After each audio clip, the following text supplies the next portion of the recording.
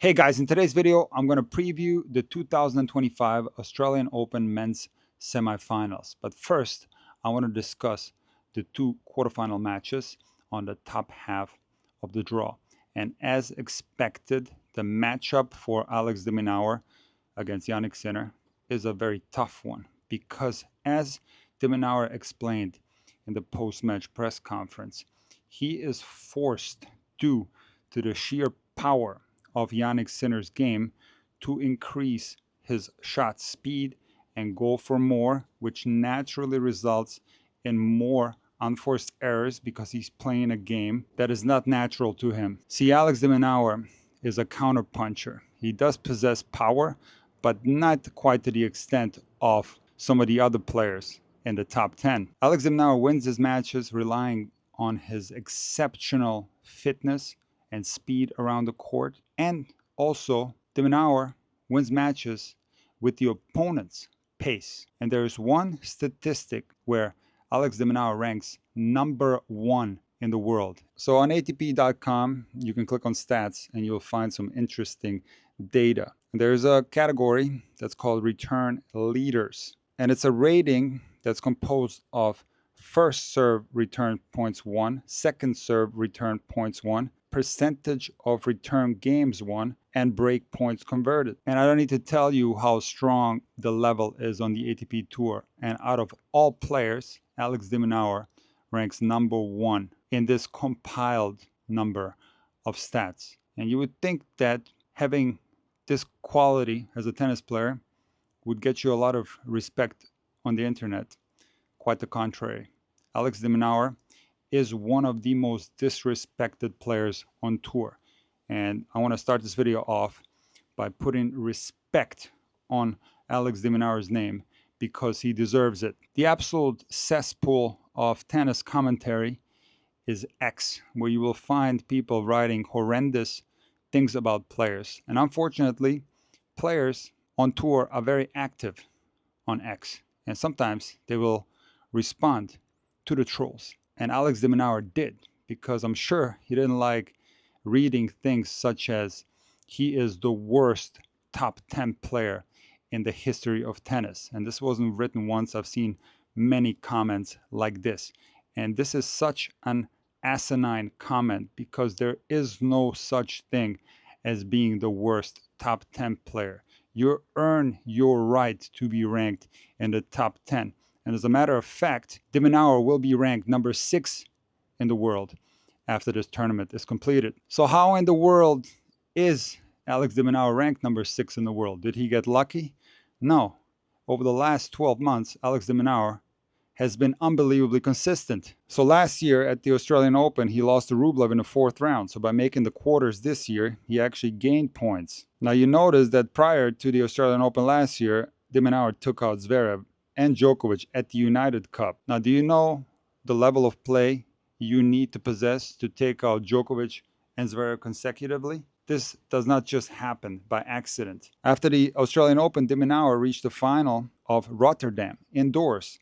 And Jannik Sinner, in his post-match press conference, said that while this is a matchup that suits him over de Minaur, he emphasized this particular match as one where de Minaur had chances to beat Sinner on a fast indoor surface. De Minaur then won the 500 tournament in Acapulco. He reached the quarterfinals of the French Open. He won the grass court tournament in Hertogenbosch. He reached the quarterfinals of Wimbledon, where he got hurt and had to take time off, skip the hard court tournaments prior to the US Open, where he again reached the quarterfinals. So let's put this in perspective.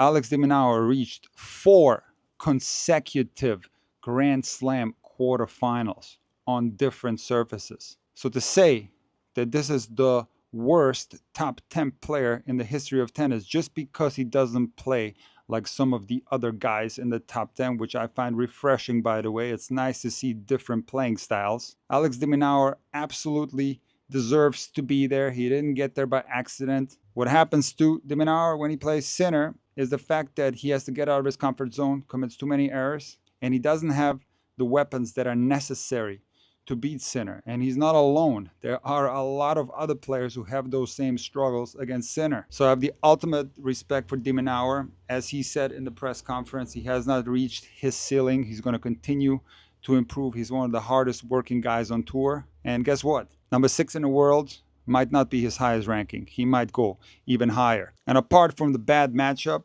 that de Minaur experiences when he plays Sinner, Sinner also played by far the best match of the tournament. If you look at Sinner's stats, out of all the matches that he played at the Australian Open, he had the highest first serve percentage at 64.4% of the tournament. He had the highest first serve points won percentage at 84.2%. And Sinner also delivered the highest percentage of second serve points won in the entire tournament. Sinner also won the highest percentage of first serve return points against de Minaur in the whole tournament at 35%. So not a surprise that the score was 6-3, 6-2, and 6-1 from Sinner. He's playing exceptionally well. Now let's transition to Shelton against Sonego. And Ben Shelton is maturing as a player.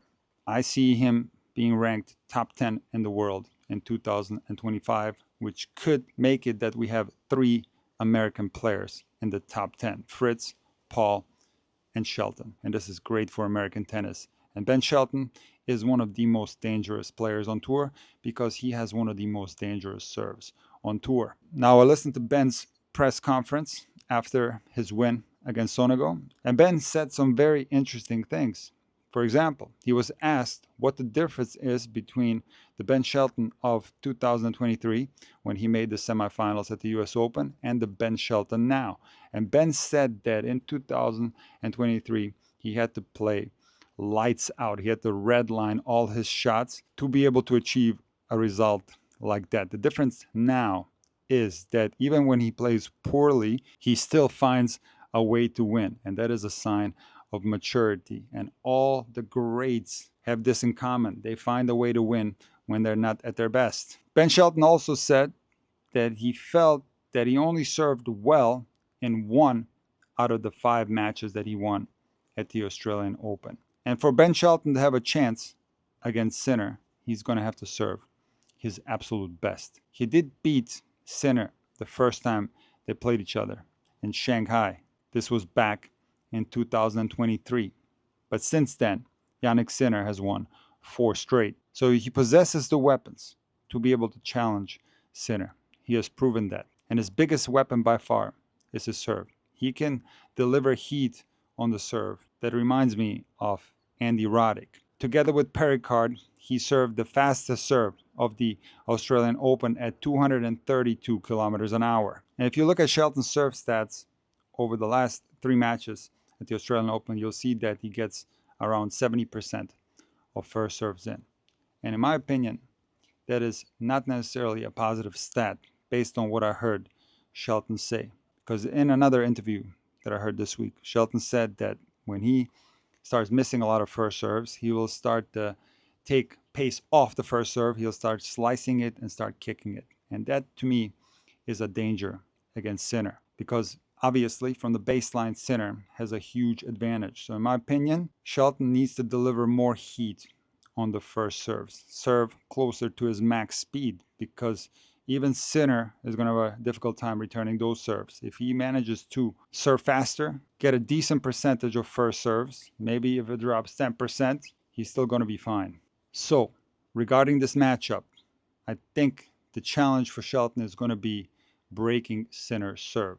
And at the same time, he's going to have to serve better than he normally does to be able to hold serve and get into tie breaks. I don't foresee that happening and expect the Sinner to come through this match and reach the final. The other semifinal between Djokovic and Zverev is very interesting. The head-to-head is 8-4 in Djokovic's favor.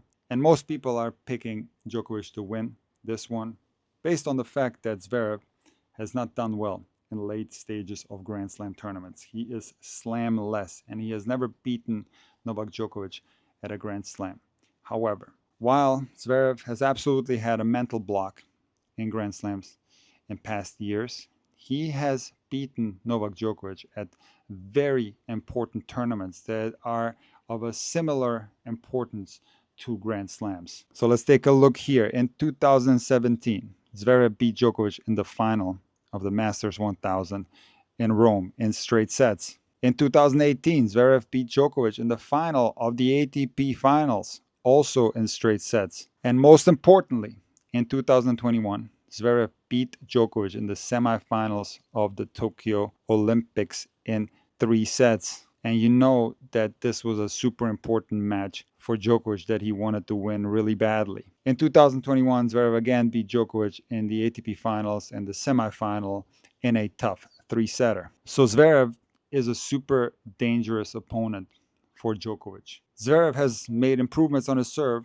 to the point where he is the second best server in the world, and the stats prove that. So if you go on atptour.com, you click on stats, in the serve leaders category, you will see a serve rating, which is a number based on first serve percentage, first serve points won, second serve points won, service games won, average aces per match, and average double faults per match. And in 2024, Zverev was ranked number 1 in the serve leader category before Perikar started turning up the heat in Basel and he took over the number 1 spot. But fact is that Zverev now has an unbelievable serve. The big question is, will Novak Djokovic, the greatest returner in the world, be able to dismantle the Zverev serve? Will he be able to get into those extended rallies where he possibly can have an advantage? Whether Novak will be able to do that will depend on the intangibles. And the big question mark for Novak is his injury. Will he be 100% when he plays Zverev? The other intangible is Novak's experience in these important matches. There is no other player in tennis history that's better at playing semifinals of a Grand Slam. And this is exactly the type of scenario where Zverev has struggled in the past. So if Novak Djokovic is fit when he plays Zverev, he is 100% the favorite in this match. But as I've been saying throughout this Australian Open, and yes, I did pick Zverev to make it to the final on the bottom half of the draw, Zverev has the opportunity in 2025 to do something really big. Will he be able to do it at the Australian Open? Let's see what he does against Novak. He certainly has put himself in a position to prove himself again, win this match, and make another Grand Slam final. I don't think that even if he beats Novak, he's going to be strong enough to take Sinner, but that's a story for another day. We're going to preview the final once we get there. But it's going to be interesting to see if Zverev is going to put it together mentally to be able to win this match. I'm looking forward to see whether Zverev is going to be able to do that. He certainly can. But on the other side of the net, he's going to face a guy that just took out Carlos Alcaraz at the age of 37. We all know that Novak Djokovic plays better as the tournament goes on. And this is going to be a very difficult hurdle for Zverev to overcome. So let's see what happens.